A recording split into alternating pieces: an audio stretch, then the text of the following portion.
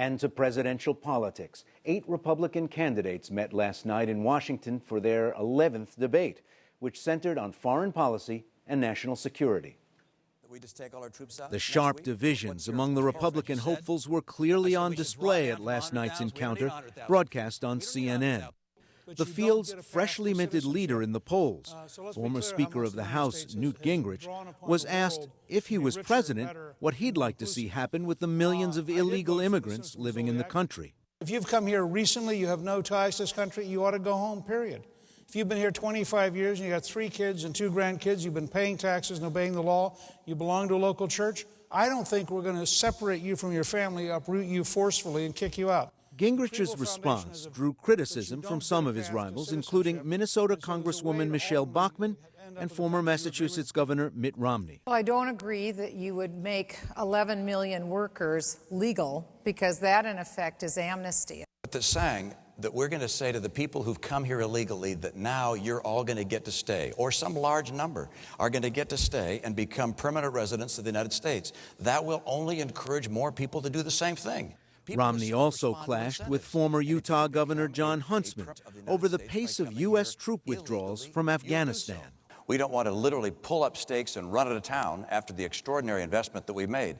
And that means we should have a gradual transition of handing off to the Afghan security forces the responsibility for their own country. Governor Huntsman, you agree with Governor Romney that the U.S. has to stay in Afghanistan at these levels? No, I totally disagree. The fact that we have 100,000 troops nation building in Afghanistan, when this nation so desperately needs to be built, when on the ground, we do need intelligence gathering, no doubt about that. We need a strong special forces presence, we need a drone presence, and we need some ongoing training of the Afghan National Army. But we haven't done a very good job defining and articulating what the end point is in Afghanistan. And I think the American people are getting very tired about where we find ourselves today. Texas Governor Rick Perry and Michelle Bachmann disagreed, meanwhile, over whether the U.S. should continue to send aid to Pakistan. The bottom line is that they've showed us time after time that they can't be trusted. And until Pakistan clearly shows that they have America's best interest in mind, I would not send them 1 penny, period. With all due respect to the governor, I think that's highly naive because, again, we have to recognize what's happening on the ground. These are nuclear weapons all across this nation, and potentially al-Qaeda could get a hold of these weapons. The war on terror and its impact on civil liberties also revealed fissures among the candidates. Former Pennsylvania Senator Rick Santorum was pressed on his support for profiling terror suspects. Who would be profiled? Well, the folks who are most likely to be committing these crimes. Obviously, Muslims would be someone you'd look at. Absolutely. Those are the folks who are the radical Muslims, are the people that are committing these crimes, as we've by and large, as well as younger males. Texas Congressman Ron Paul warned that would set a dangerous precedent. That's digging a hole for ourselves. What if they look like Timothy McVeigh? You know, he was pretty tough criminal. I think we're using too much carelessness in the use of words that we're at war.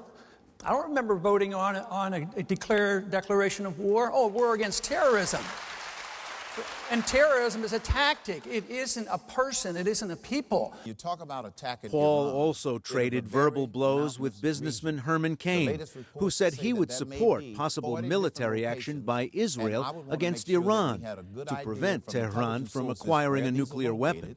And if Israel had a credible plan that it appeared as if they could succeed, I would support Israel, yes. And in some instances, dependent upon how strong the plan is, we would join with Israel for that if it was clear what the mission was and it was clear what the definition of victory was. Israel has 200, 300 nuclear missiles, and they can take care of themselves. Why should we commit? We don't even have a treaty with Israel. Why do we have this automatic commitment that we're going to send our kids and send our money endlessly to Israel?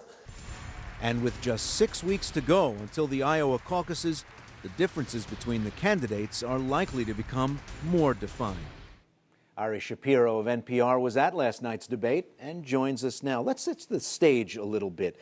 Most of the previous debates were held in early primary states. This one in Washington, D.C. Did it make a difference? Yeah, and the audience was very different, too. For example, when we had questions from the audience, we had a question from a former Chief of Staff to Vice President Cheney, a former Republican Attorney General, a Deputy Defense Secretary.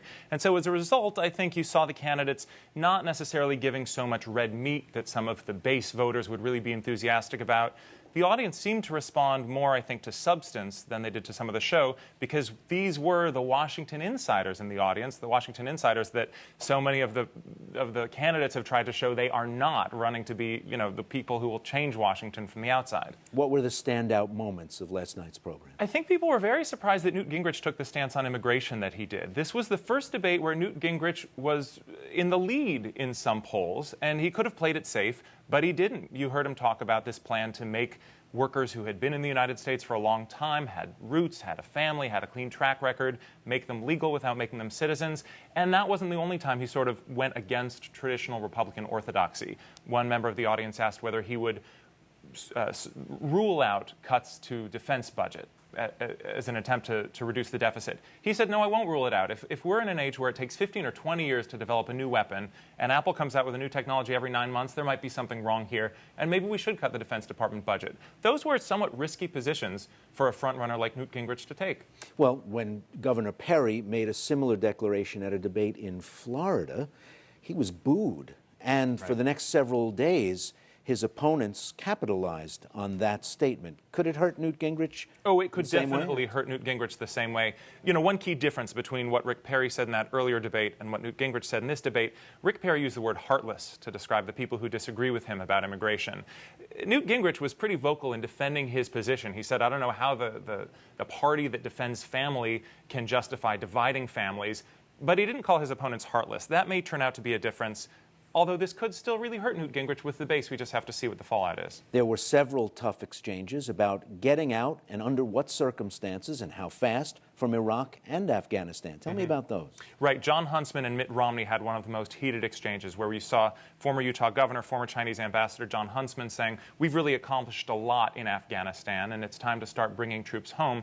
Mitt Romney pretty aggressively said, you want to just pull out tomorrow? He described it as a cut and run approach. Jon Huntsman snapped back at him.